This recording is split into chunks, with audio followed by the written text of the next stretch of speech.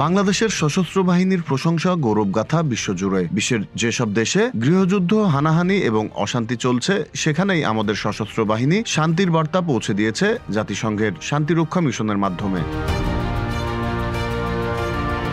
এছাড়া দেশের অভ্যন্তরে শান্তি শৃঙ্খলা রক্ষায় আমাদের সশস্ত্র বাহিনী গত 9 মাসে জনগণের আস্থার প্রতীকে পরিণত হয়েছে। সশস্ত্র বাহিনী দেখিয়েছে কিভাবে উচ্চাকাঙ্ক্ষা পরিত্যাগ করে জনগণের পাশে থেকে জনগণকে সাথে নিয়ে দেশ গড়ার সংগ্রাম করা যায়। ফ্যাসিবাদী সরকার সেনাবাহিনীকে মাঠে নামিয়েছিল ক্ষমতায় টিকে থাকার জন্য, সাধারণ শিক্ষার্থী এবং জনগণের আন্দোলন দমন করার জন্য। সে সময় সেনাবাহিনী এক ঐতিহাসিক ভূমিকা গ্রহণ করে। সশস্ত্র বাহিনী ফ্যাসিস্ট সরকারের ক্ষমতা লিপ্সার হাতিয়ার হয়নি। সেনাপ্রধানের অসাধারণ এবং বলিষ্ঠ ভূমিকায় সেনাবাহিনী জনগণের মুখোমুখি দাঁড়ায়নি। 5 আগস্টের পরও দেশে যখন সংকটময় পরিস্থিতি, তখন আমাদের সশস্ত্র বাহিনী অকুতোভয় সৈনিকের মতো রাজপথে থেকেছে, জনগণকে শান্ত রেখেছে, আইন শৃঙ্খলা পরিস্থিতি সামাল দিয়েছে, একটি অন্তর্বর্তী সরকারের দায়িত্ব গ্রহণের পথকে প্রশস্ত করেছে।